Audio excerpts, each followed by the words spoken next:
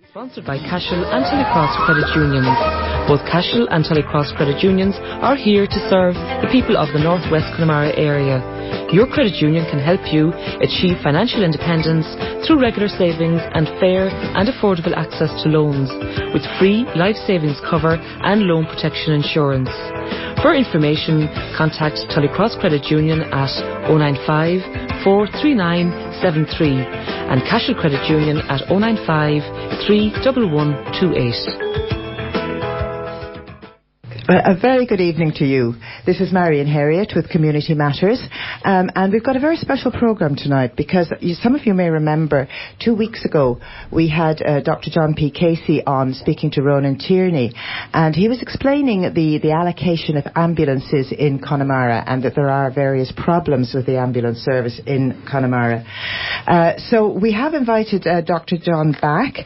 He's actually on the phone. I don't have him live in the studio, but he's on the phone. And I'm going to start off by asking you, Dr. John, well, first of all, you're very welcome back to the programme, but also to ask you, could you just do a brief rundown of what you said on that interview with Ronan about the allocation and the availability of ambulances? Well, currently the system that operates in Connemara is that we have 2 ambulance stations. We have an ambulance station in Clifton, which is manned 24 hours, and there's also a similar station in Carrow, again, a 24-hour station manned by paramedics. And what happens when the ambulance is called? The call is triaged. And now centrally, there are 2 central triage stations nationally, and then depending on the urgency of the call, an ambulance is allocated to the call. Now the calls can be graded according to the urgency of the call, so generally a life-threatening emergency would be allocated an ambulance immediately. So, I mean, you mentioned Carrow there. I mean, really, it would take as long for an ambulance to come from Carrow to North Connemara here where we are as it would to come from Galway. That's very true, and that, of course, is one of the big problems. Connemara is such a large geographic area. People live in very remote places, and the response times can be slow because of this. What complicates the situation even more is that in busy times, particularly summer and Christmas time, these ambulances could very well be allocated to jobs in urban areas such as Castlebar and Galway. So this would leave Connemara in an even more precarious situation. So that really explains very well why there is a problem. But the other side of it, Dr. John, which we didn't cover on the previous programme, I do know that you have a couple of case histories where times were just absolutely ridiculous for people with life-threatening conditions. Could you tell us about 1 or 2 of those? Yeah, of course. Without going into too much detail, as you can imagine, I'm unable to do that. But I personally have had cases where I've had patients who've had significant life-threatening epileptic seizures, who have been waiting 2-3 hours for the ambulance to arrive, never mind transporting them into Galway. So the turnaround time could be up to 4.5 hours. I've had several cases of patients who've had strokes, who have to wait again 3-4 hours to get transported into Galway. I've had a case recently, a patient who had a significant, very severe abdominal pain and was in huge distress with it, who needed 4 hours, 5 hours before they were transferred into hospital. And, this simply isn't good enough. Patients deserve better. Time is very often of the utmost importance to try and get these patients into hospital, diagnosed and managed appropriately. There's only so much we can do in the community to try and stabilise them, but ultimately what they need is the attention and care that a hospital can give them. Well, and I believe that the HICWA's recommendation for the first responder to an emergency should be there within 8 minutes. I mean, we're a very, very long way from that. Yeah, I don't have the exact details. I know the national average, I think, for some of the more critical calls can be anything up to 68-70%, but I think the HICWA recommendation is that most of the most urgent calls that the ambulance arrives in time within 80% of the time. I think we're still nationally fallen well short of that. But I think the figures are even much poorer in rural areas like Connemara and other rural areas around Ireland. I don't have those exact figures. I do have some figures from a report which I will bring into the programme later. And as you say, they're nowhere near as good in rural areas as they ought to be. And as you say, I mean, we are talking about life-threatening news. I mean, we see ads on television that how to identify somebody with a stroke and to do something immediately. But obviously, and time is so crucial with a stroke. Of huge importance because of the potential to deliver clot-busting drugs and prevent the patient from suffering long-term disability.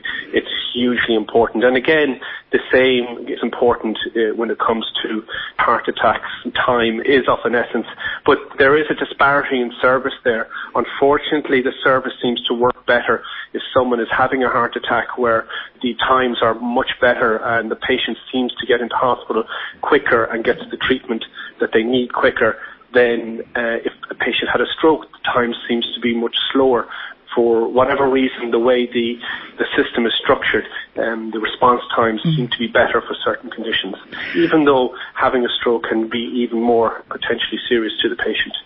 Okay. Well, I know you're very busy, and I'm going to have to let you go in a moment, but could I just ask you, what do you think needs to be done? Obviously in a nutshell. It's a complex problem, but I mean, there's no doubt that, first of all, we need to try and keep what service we have in Connemara available to the Connemara people. So, the service we have is excellent. The paramedics locally provide a brilliant service, but they can't help Connemara people if they are in other areas outside of Connemara, like Galway or Castlebar. So that certainly is something that, could help. Of course, more personnel, more funding would be most welcome, and I think could very often help the situation. And I think, being a bit more creative in how we deliver the services. There's potential to use other services out in Leanan, ambulances services that could also help patients at critical times. I think, with a small amount of training and money, we could develop maybe a service potentially in Leanan that could help, particularly North Connemara. And of course, there are other areas that would need to be improved, better training in the community, people to provide a first aid response would be helpful, or maybe the ability for paramedics to be available in Connemara. They don't have to be in an ambulance. They could be in a first response vehicle, and they could arrive at the scene very quickly. That would also be potentially another solution to the problem. Yeah, which would all be relatively low-cost solutions, the things you've mentioned. Yeah, I mean, cost has always been the thing that we often hear back from the National Ambulance Service and from the HSE, and it's a fair point. But I think at the end of the day, because of the volume of work that the ambulance would do in urban areas, of course that's always going to be cost effective because just the volume of work is there. They always say to us, well, look, there isn't the same amount of response, or there isn't the same volume of work out in rural areas, so we have to allocate the resources to the more busy areas. But, if we take that attitude, with all things to do with rural Ireland, we'll end up with no service at all for anything. We'll end up no people in rural Ireland as well. Exactly. It's just, it has to be equitable, it has to be fair. We have to remove cost a little bit out of it as well. I know it's important to try and give the resources to where they're needed, but we also have a duty to provide care to people in all four corners of this island, and it is unfair for people to live in an urban area to have a better service than it is people who live in a rural area to have a slow or poor service. Yeah, exactly. It does all come down to fairness in the end. Dr. Tom, thank you very, very much for joining us. Unfortunately, we have to lose you now, but we're going to continue the programme with some more, some of it personal and some other information that we have managed to glean. So thank you very, very much, and we do intend to return to this topic again as well, so we might be on to you again. That's fine. Thank you very much for having me. Thank you. Bye. Bye-bye. That was Dr. John, and he reviewed the information he gave on our programme 2 weeks ago. He also gave us a couple of case histories there, which, I mean, they really do point up where the problems lie. I have in the studio with me 3 people. They are Patricia Kane, who is part of the Connemara Ambulance Crisis Steering Group. We have Chloe Balger from Leenan, and we may be able to talk to her husband Conor Balger in a little while as well. We also have Kathleen MacDonald from Kylemore. Both of those latter people have experienced the service or lack of service themselves, so it's going to be very interesting to hear their case histories. But just before we proceed, I do want to say to you that because of people's availability and so on, we're not actually broadcasting live this evening as Community Matters usually does. This programme was actually pre-recorded on Monday, so if there's anybody out there who wants to call in who had a query, I can't unfortunately get answers for you from the people on the panel this evening, but we will return to it probably next week, certainly within the next few weeks. We will return to the subject again, so do phone in 095 41616 if there's something that you want to share or if there's something you want to ask, and we will get somebody to answer your queries on a future programme. I also should mention that we did invite the National Ambulance Service to take part, but unfortunately they declined. We did send them some questions as they had asked us to do, so that they could send us their replies, but we haven't yet received the replies. So unfortunately we don't have any input from the National Ambulance Service on this programme this evening. Hopefully their replies might arrive by the time we do the follow-up programme. And I think also we're I think interested in future programmes, in case anybody's wondering. We haven't included the Red Cross or the Order of Malta in this programme because at the moment the NAS I don't know if it's correct to say won't work with them, but they do not include them in the ambulance service. So we might try and approach that subject as well in a future programme. So, to continue now anyway, I'm going to go first to Patricia Kane. And now, as I said in the introduction, Patricia is a member of the Connemara Ambulance Crisis Steering Group. I suppose, first of all, Patricia, you're welcome to the programme. And can you just give us an overall view of what the steering group has been doing and how you've been getting on with the ambulance service or the HSE or whoever it may be that you've been contacting? Thank you, Marion. Well, just to begin, to give you a bit of background about the steering group, in October last year, 2014, there was yet another local case where a senior citizen in the area had to wait, a ridiculous length of time, over 2 hours, for an ambulance. And this just brought to light the whole issue. I felt very concerned about it, and I put something up on Facebook, of all things, just expressing my anger about the whole matter, how we're treating people in the area. And other people approached me and asked me to hold a public meeting, which we did. Now, we held that in October in Leenan Hall, and over 70 people attended, which was quite a good number for an area where there's only a population of about 200. A lot of people were from the Mam area, some from Renville also, as well as Leenan. And everybody discussed the issue there. We kept to the point, which was the ambulance. We didn't derail into other areas. So at that meeting, we decided that we would have a steering group, form a steering group on the night, and there were 8 of us.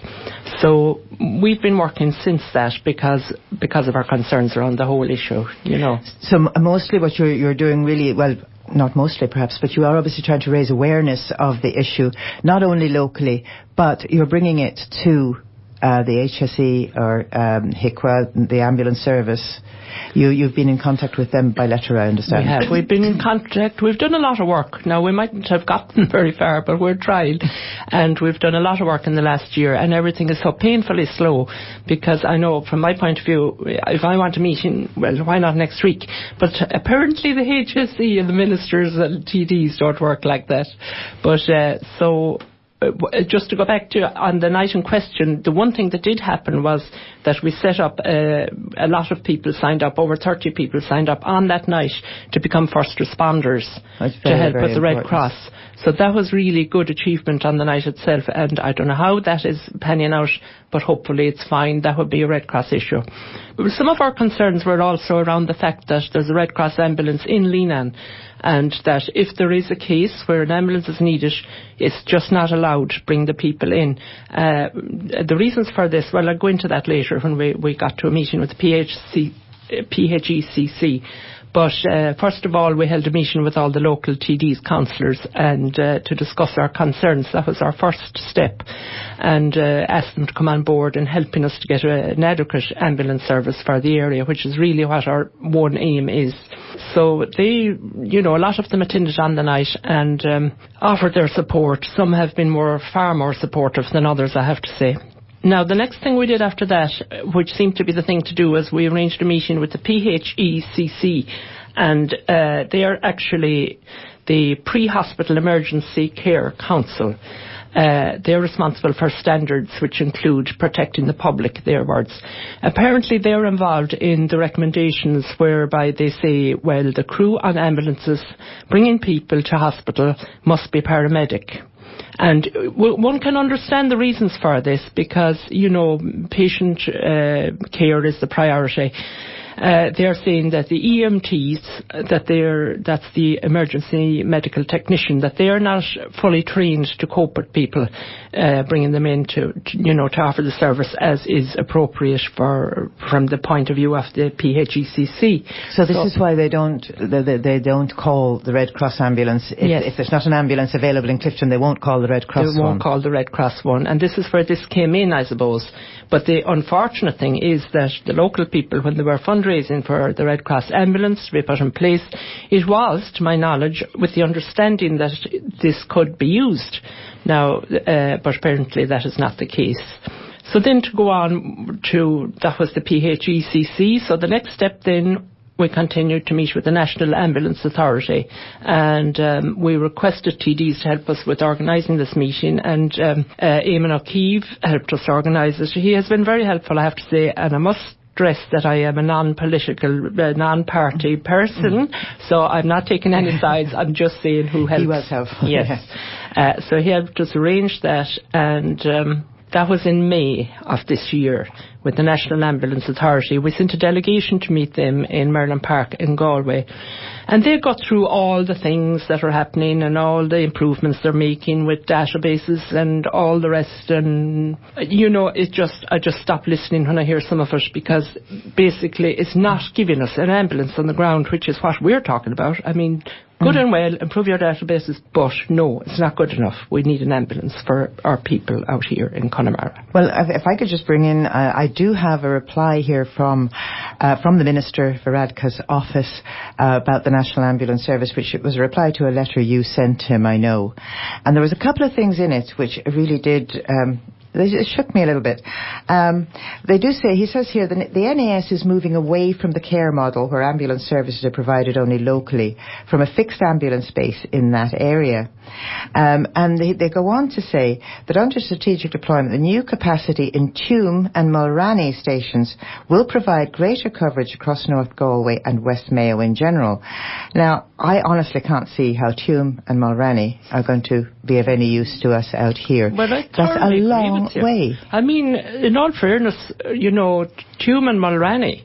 You're still talking an hour. Does the Minister have an atlas? Could he look at a map of Ireland and see where those towns are geographically? The other point that came up, I thought, also in this letter, he refers to the Emergency Aeromedical Support Service, in other words, the helicopter, the EAS it's known as. And he says the EAS allows swift transfer of seriously ill or injured patients from remoter areas to the most appropriate hospital. And he also says the highest demand for the EAS comes comes from Galway, Mayo and Roscommon. Now, we had hoped actually that Dr. Alex Mikel from the Renville Health Centre would be able to join us today, but unfortunately, I mean, we all know how busy doctors are and how they can be called out. He hasn't been able to be here. But I do have a letter which he wrote to the National Ambulance Service about a particular case he'd had, where a patient with what I assume were heart attack symptoms, certainly the way he describes them. The ambulance was called at 2:30. It didn't arrive until about 5 o'clock, and he didn't get into hospital until 4.25 hours later. So, but he does say on here that, as you are aware, GPs are not in the position to call for patient airlifting. So we've got the Minister's office on one hand saying that the EAS is there. We've got the GP on the other hand saying, but we're not allowed to call it. Yes, it seems, you see, the steering group, our aim now is to meet with the Minister and sit down and explain the issues, because really he doesn't seem to understand them. He doesn't want to understand them, perhaps, because it's obviously going to take a lot out of his budget. Yeah, but you see, to go back to our meeting with the National Ambulance Authority, at the end of the day, when we said, well, can you train up paramedics to work the Red Cross? Can you work with them? Definitely not. They don't want to go there, and that's it. So therefore, we came away from that and said, okay, so if we accept that, we still are entitled to an ambulance for our patients. That was just an idea that seemed to make sense to us, but it wasn't going to work. So would they train up paramedics and put them in place in our area? No, they don't have the resources. So really, this seems to be a matter for not only the Minister for Health, but for the Minister for Finance to supply the money to the HSE. But really, we could talk about this until we were blue in the face, but at the end of the day, until we get into a room with the Minister and talk to him and explain the whole situation and say, look, this might be lovely on paper, but no way does it work. It's just ongoing, patient after patient in this area. And I'm sure it's, further down South Connemara as well, I'm quite positive it is, that they have to wait hours. 2 to 3 hours is a norm, in my opinion. Now, another matter that we have been fighting for, and that's to get our hands on the statistics of what the actual thing is. Don't take our word for it. Let's have a look at it and see what it is. And, we've numerous emails to all the councillors, TDs, senators in our area, and also into Mayo. And we've requested numerous requests for the statistics, and no reply. So what are they hiding, I wonder? But anyway, eventually we got this breakdown of statistics from Sean Kine. But the thing is, it's not relevant because it takes in the whole western area. They're saying they're in 45 to 48% of the cases that you get an ambulance in 19 minutes. It's not relevant here, because that's including it's the not city, true. obviously. Yeah. It's including the big towns and cities throughout the whole western area. Different. So now the latest thing they're telling us is that, they can't break it down any further. And personally, I don't accept that. Every ambulance that goes out, it's logged. It's logged the time it leaves. It's logged the time it arrives at the patient. It has to be. And the ambulance control centre must have records of all this. If they haven't it on paper, we would like them to put it on paper now for us, please. It's not rocket science to sit down and do the sums.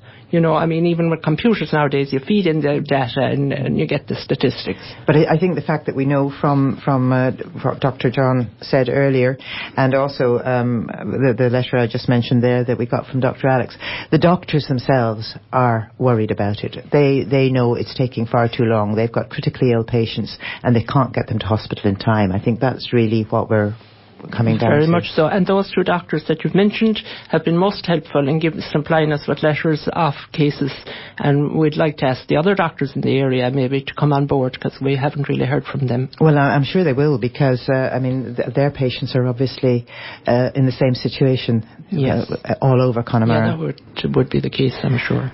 Okay, well, I'm going to just take a quick break for ads now.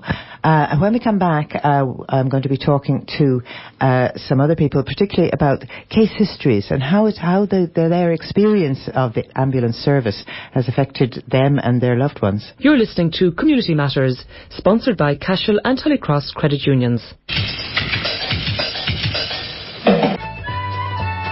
Here's our guide to what's on in Connemara this week. Monday the 19th to Thursday the 22nd of October, there's music from 7 till 9 in E.J. King's Bar, there's music in Lowry's Bar at 10.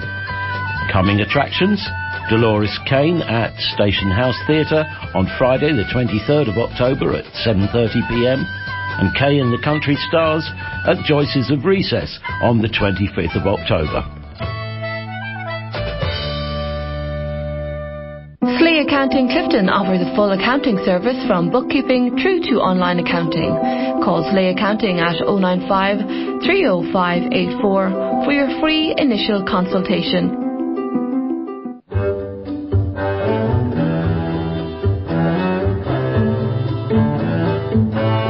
Connemara Sea Week, Weekend 2. Saturday, October 24th, forage and cook for families, 10 a.m, meet at the White Strand, Renville, in the company of chef Clodagh Prendergast and local ecologist Mary-Louise Heffernan. A wonderful morning will be spent foraging, the results of which can be used for a fun-filled cooking experience. Music workshop, Letterfrack National School, 11:30 a.m, adults €15, students €10. For advanced players with Marie Welsh, Liz and Yvonne Kane, bring a packed lunch. Poetry in the Park at 2 p.m. in the company of highly acclaimed Galway poet Rita Ann Higgins. Kylemore Abbey Concerts, Gothic Church, Sister Carol's Classical Concert. Amongst those performing will be the RTE Contempo Quartet, also Aidan Halpin on classical recorder, with daughter Rachel Moran also on classical recorder. Tickets €15. Sunday, October 25th, guided shore walks, 12 noon, meet at the car park, Gloshlon Beach, with marine biologist Dave McGrath. Walk approximately 2 hours, no dogs, bring suitable all-weather gear, free of charge.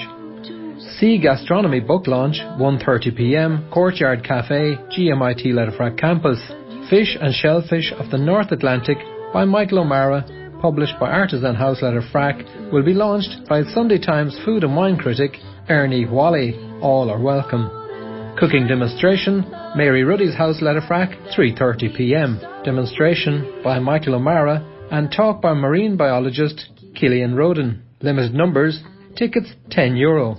Shanos Dance Workshop, Ellis Hall Letterfrack, 3:30 p.m. with Garage Devani. Adults €10, students €5. A great opportunity to learn from one of the great Shanos dancers. After the Light Parade, Wednesday 21st of October at 7:30 p.m. in Letterfrack Village. And of course all wrapped up in the very best of music. You think it should be, then it is. Sings to you rightly.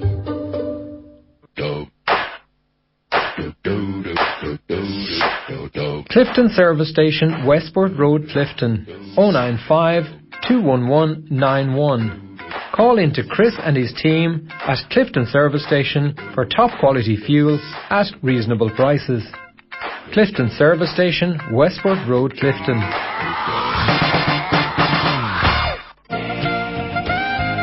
Siobhan's House, Home and More sells a beautiful range of homeware products. From bedding to furniture and curtains to kitchenware, we have it all. We pride ourselves on good quality products at reasonable prices. Come in and see our beautiful new range of bedside lockers and chests. Join Siobhan's House, Home and More on Facebook to receive special offers. Make your home beautiful with our beautiful products.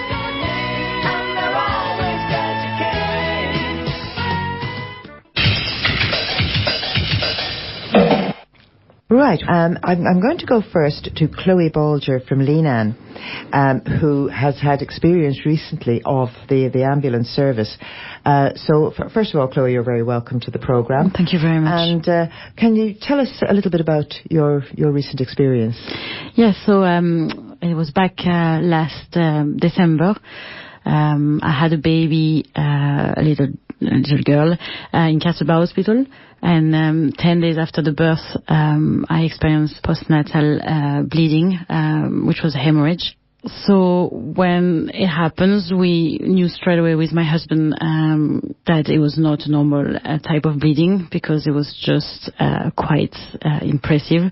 So we called 999, and they obviously decided to send us an ambulance straight away.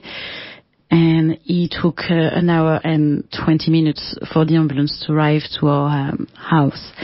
So during that time, I have to say that we were petrified with the baby that was 10 days old. Didn't know what was happening. I lost around 3 to 4 pints of blood, which was quite scary, because at some stage, we were just wondering what was going to happen, because the bleeding was not stopping. So, it's just a matter of feeling very, very remote and very lonely, in a situation like that. It's very scary. The guards arrive within 15 minutes after the phone call to 999, which was a little bit of a relief to have just other people there with us. After 15 minutes? 15 minutes, yeah. 15, so they were on the ball. So it took a bit of the pressure of us, I suppose, to just have someone there to just, I don't know, to do whatever. Follow things up or whatever. And do you know, did the ambulance that did come eventually, did it come from Clifton or did it come from Castlebar? It came from Clifton. And what happened is, so we were on our way to Castlebar. And when we got to Westport, the ambulance stopped. I didn't know what was happening. At that stage, I was pretty weak and just didn't realize what was happening. But what happened is some people came into my ambulance and others left. And I got the explanation afterwards that the ambulance that they sent me was not equipped with the right things that I needed, like a drip. Even though you had explained on the phone what was the problem. Yeah, they knew exactly what was happening. And the staff that was in the ambulance, they were obviously really nice, but they were not trained to administer what I was supposed to get. So in Westport, they met another ambulance that they sent from Castlebar to swap the staff, just bring a few more equipment to my ambulance. So Connor was driving, behind us, and obviously at some stage he saw those two ambulance meeting and people going in and out, and I just think at that stage he thought, that was it, like something, the next step happened. This is the thing, I mean, when you're weakened and you're sick, anything will worry you far more than it would otherwise. Yeah. Do you know from from talking to your doctors and so on later on, how critical was it that you got there quickly in your situation? Well, obviously it depends. Like, they didn't know what was happening or how bad it was, so they didn't know until I was in the theater. I mean, at that point. So because of the bleeding and because it was not stopping, you're talking maybe another half an hour before, obviously, I was running out of blood. Because when I got to the theater, they just decided to prepare me for a transfusion until they, just to be prepared. And, things actually end up quite well for me, in the sense that I didn't need the transfusion, and there's a lot of stuff that happened, and they did the right thing in the theater, that everything, my body just cope on. But yeah, if I was not, if it was another half an hour, I'd have maybe been a different story. Yeah. And of course, during all this, you're worrying about your 10-day-old baby.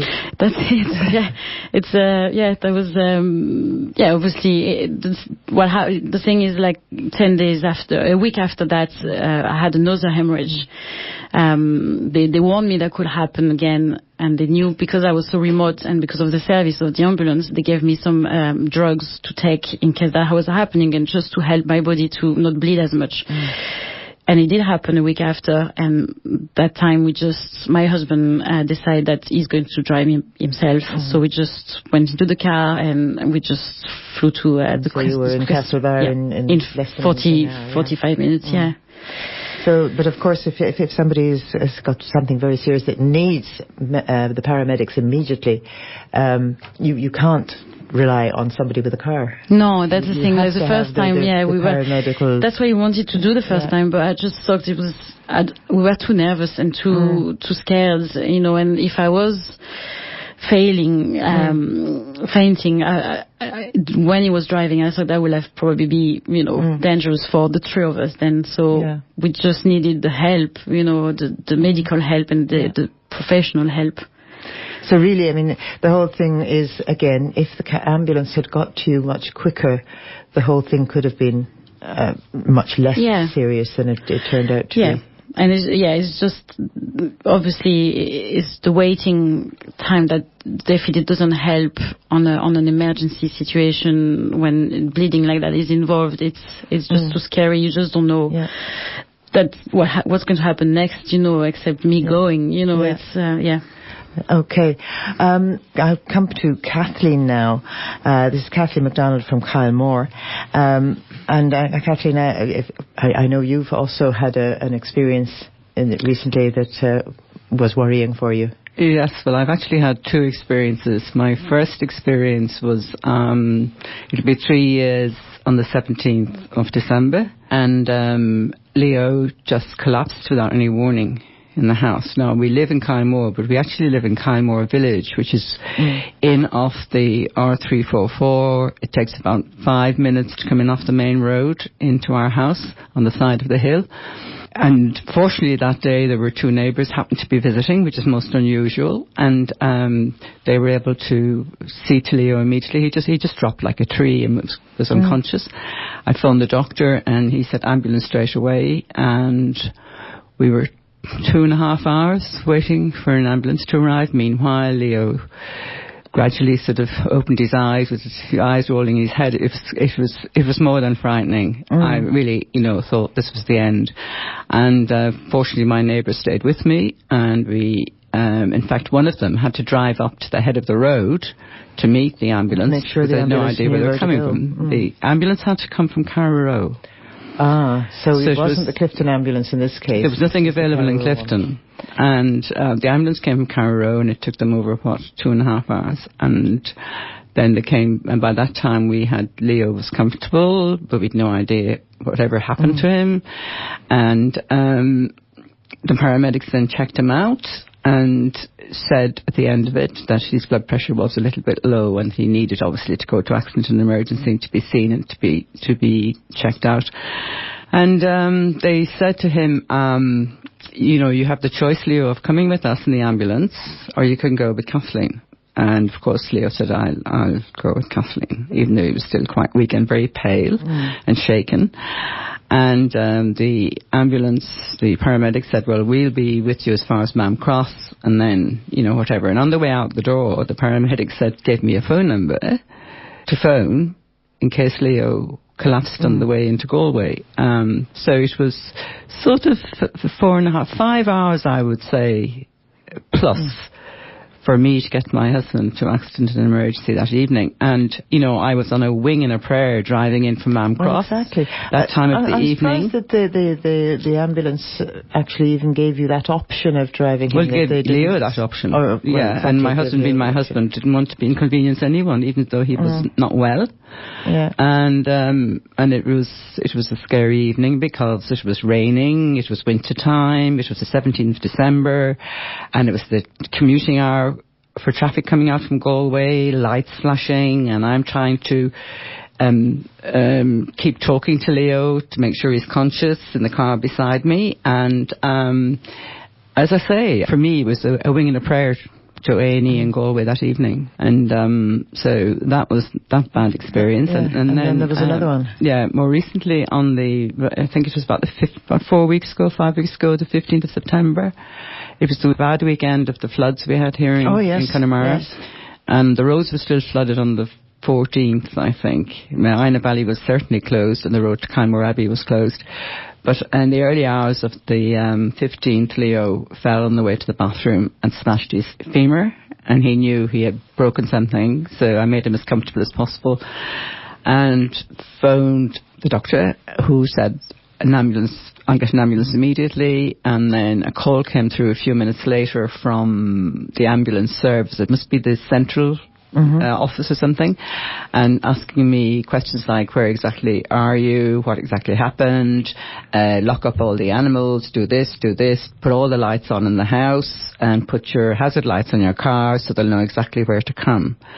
So I did all of this, and meanwhile Leo is lying on the hall floor I made him as comfortable as I could, but every time he moved, he was in great pain, obviously. And then eventually he's saying after like a time, he said, they should be here now, they should be here now.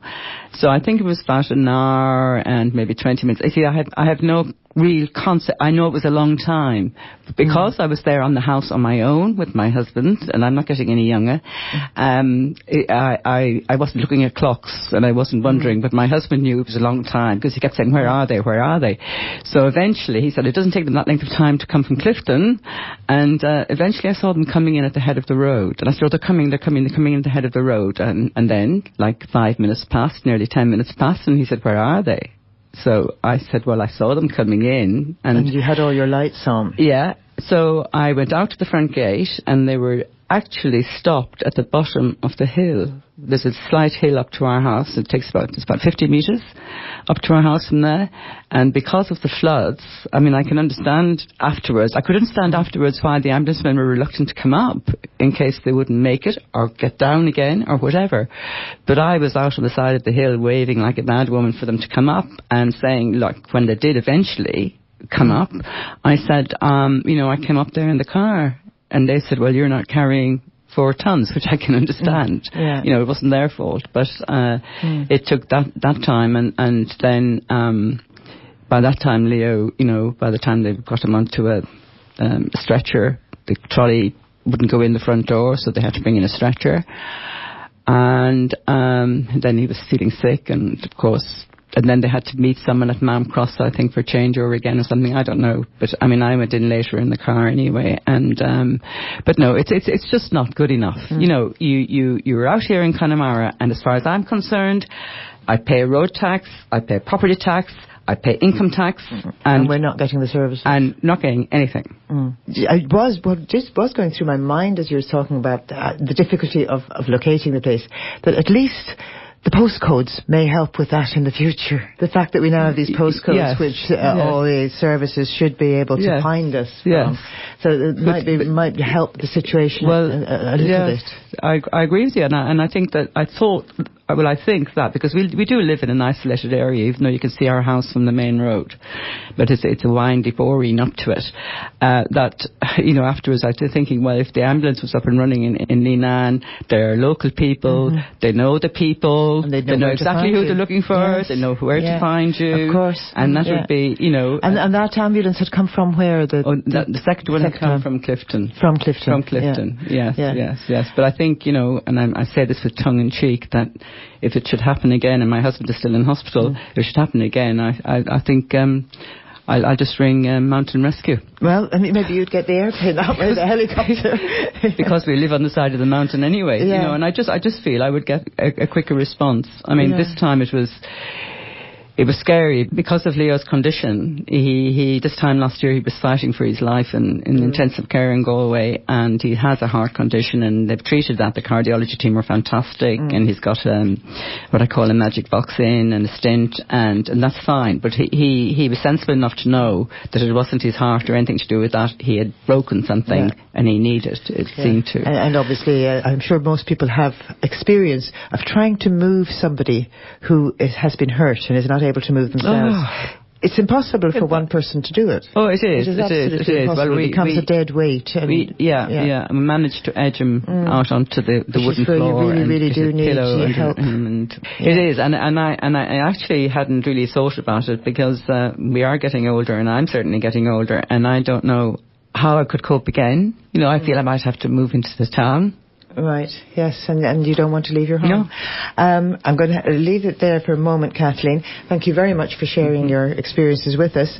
And I've got Conor Bolger, who is Chloe's husband, has just come into the studio. So you're welcome, Conor, and we've just been sharing all the stories here about experiences, so perhaps you'd like to share yours.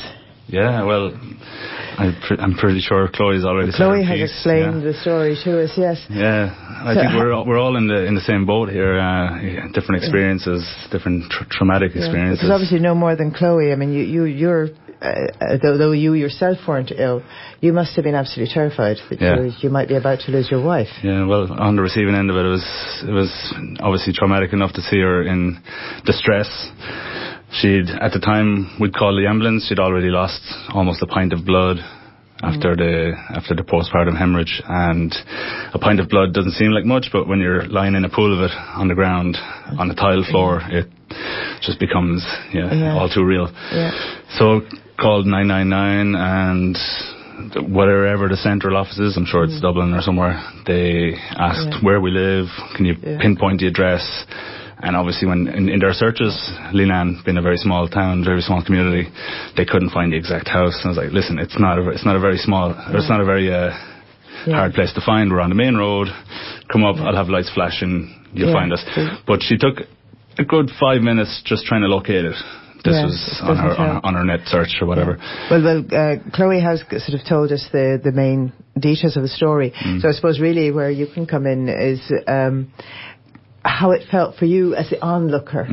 It was because it's not only the person themselves; it is also the person who's with them. And thank God somebody was with them. If you're on your own, the story is obviously going to be a lot worse. Yeah. But it must have been very, very scary for you. It was, and like you said, it was ideal to have someone there making the phone call, doing all the organising. But if she had been on her own trying to do this herself, I know she's very capable, and quite possibly when you're that weak in state, she was. Nobody can be capable.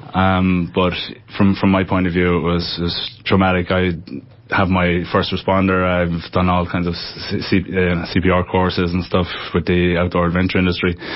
But nothing prepares you for the real thing until having to make that call. That's interesting that, you actually are a first responder, so that you do have a certain amount of training. Absolutely, yeah. We're both members of the Red Cross. Yeah. So. But you still needed, you needed the ambulance to get there to bring her to hospital. And whatever explanation you can get over the phone, it's minimal to the help that the real deal can provide. Of course, yeah. You're not going to have the equipment that's needed over the phone. No. So all we can do, and I heard Kathleen mention it as well, is just provide comfort and reassurance for that length of time. And in our case, it was over an hour and a half before the ambulance arrived at our house. So just between getting the ambulance to the house, getting her into the ambulance, and then following her to the hospital, I think we're normally about a 45-minute journey to Castlebar, or an hour to Galway.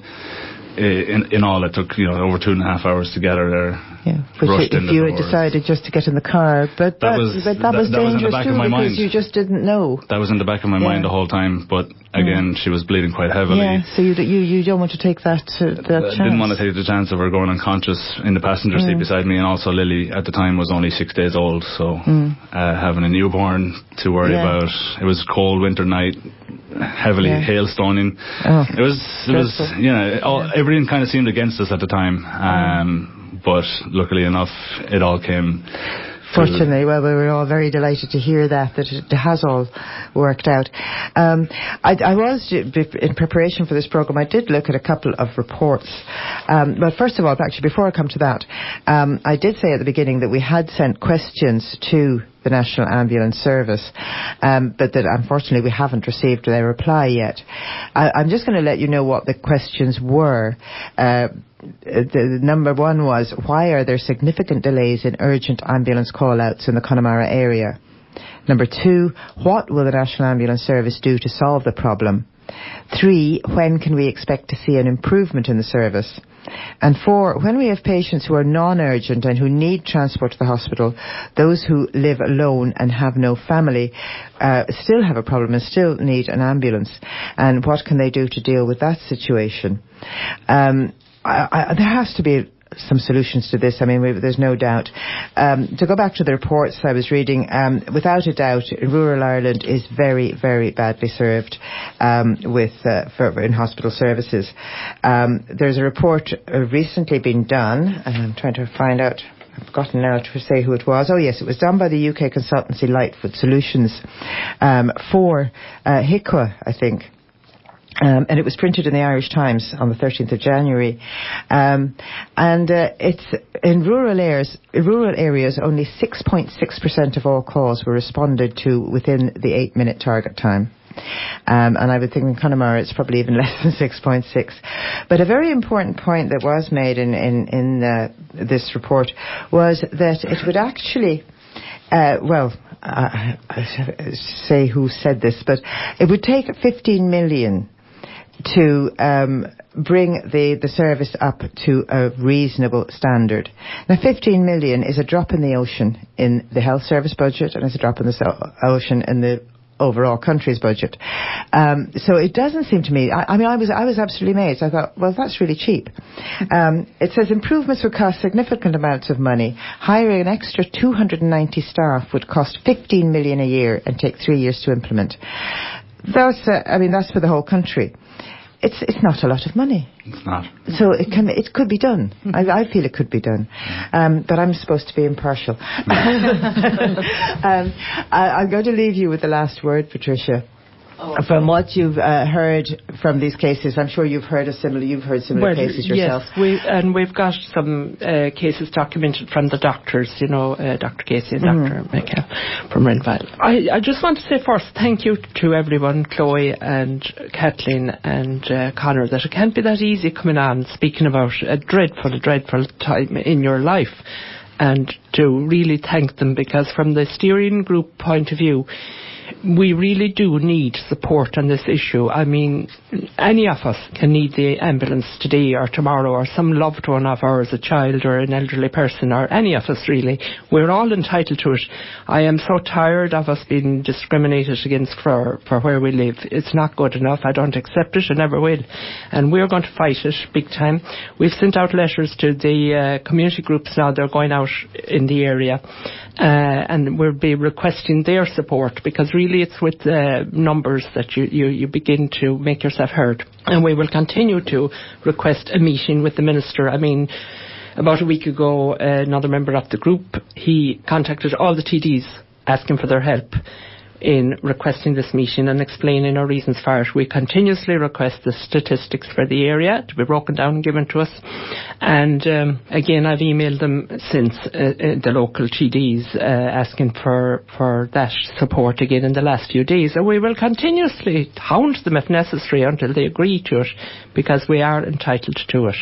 And the other thing I just want to say, which is a bit on the side, is that we have this thing, causes.org. People might have heard of it online, and if anybody out there is online, they might just try and check into it under my name, or find it some way on Connemara News or Connemara, Connemara so pages. There's a lot of information is available there. And just to sign it, we want to get this petition up and running, and we put it up about 2 days ago, and there's almost 200 people have signed now, I think, already. So that's good.